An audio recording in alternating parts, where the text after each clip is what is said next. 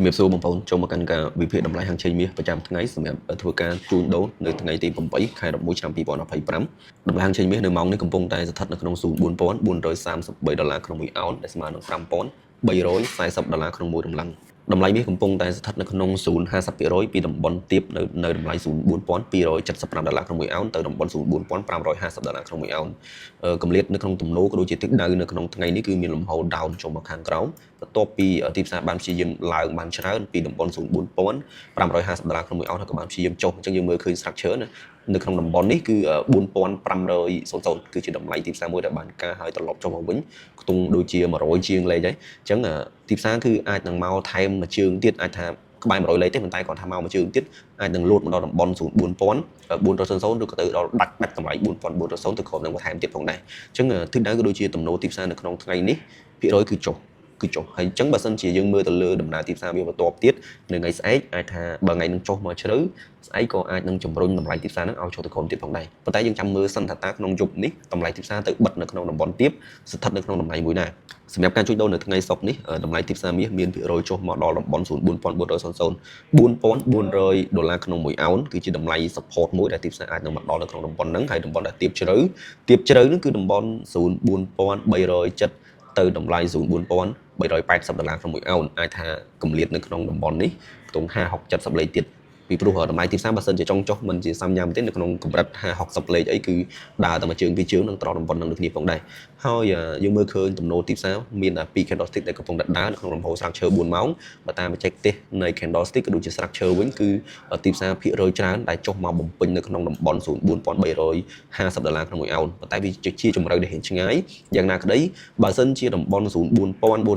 ទៅតំបន់$4380គឺជាតម្លៃដែលអាចទៅដល់នៅក្នុងថ្ងៃហ្នឹងបើសិនជាតំបន់ទាបជ្រៅ support ខ្លាំងនៅក្នុងតំបន់$4450នេះអាចថាជាកម្លាំងបន្ទាប់ទៀតនៅថ្ងៃស្អែកបើសិនជាទីផ្សារចុះថ្ងៃហ្នឹងថ្ងៃស្អែកក៏នឹងមានកម្លាំងជំរុញទៅមួយជើងទៀតផងដែរអញ្ចឹងទីផ្សារការចុះមកនេះយើងអត់ទាន់ដឹងថាការបំបែក trend នៅក្នុងតំបន់$4350ឬក៏យ៉ាងណាទេប៉ុន្តែករណីបើសិនជាទីផ្សារមកកើតំបន់$4360នេះគឺជាចលនាមួយដែលទីផ្សារព្យាយាមឡើងទៅលើវិញអញ្ចឹងយើងអាចរងចាំមើលថាតើតំបន់ pullback នៃតម្លៃទីផ្សារកើលងឡើងមកលើតំបន់ហ្នឹងឬក៏ព្យាយាមបំបែក structure ដាច់ពីតំបន់$4350ក្នុង1អោននោះមានន័យថាសប្តាហ៍ក្រោយតម្លៃទីផ្សារមាសនឹងមានអត្រានៅក្នុងការចុះមកកងបន្ថែមទៀតហើយបើសិនជាចុះដាច់ពីតំបន់$4350ក្នុង1អោននេះជំរឿនអាចចុះជ្រៅហើយចុះទៅបន្ថែមទៀតនៅក្នុងសប្តាហ៍ក្រោយគឺតម្លៃទីផ្សារមាសនឹងអាចលោតទៅរកតំបន់$4200ជាងវិញនេះគឺជាការព្យាករណ៍ទុកសម្រាប់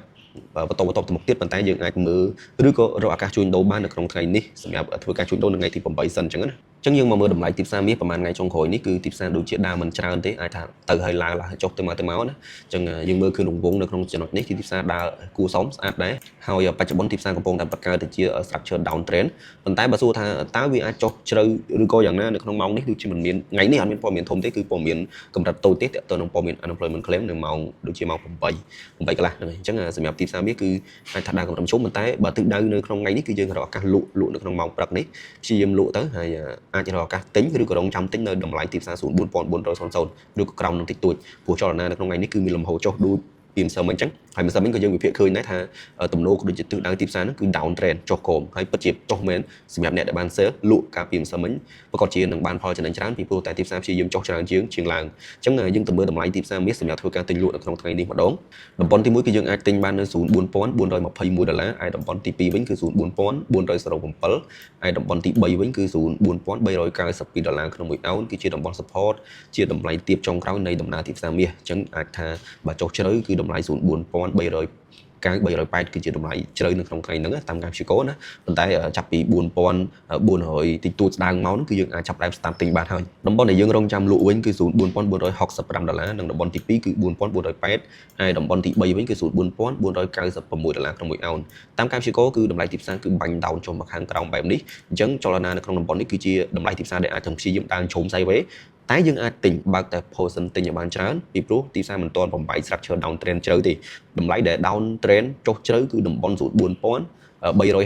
ក្នុង1អោនអាចចំណាំបានបើសិនជា break ឃ្លាដាច់ពីតំបន់ហ្នឹងគឺចុះច្រើនទៀតតែអត់ចុះមានន័យថាទោះមួយថ្ងៃហ្នឹងក៏អាចទៅដល់តំបន់ហ្នឹងដែរវារៀងជ្រៅច្រើនដែរអាចថាស្អែកឬក៏សប្តាហ៍ក្រោយទើបអាចទៅដល់តំបន់ហ្នឹងបើថាចុះណាតែតំបន់0បច្ចុប្បន្ននៅក្នុងថ្ងៃទី8នេះគឺ04308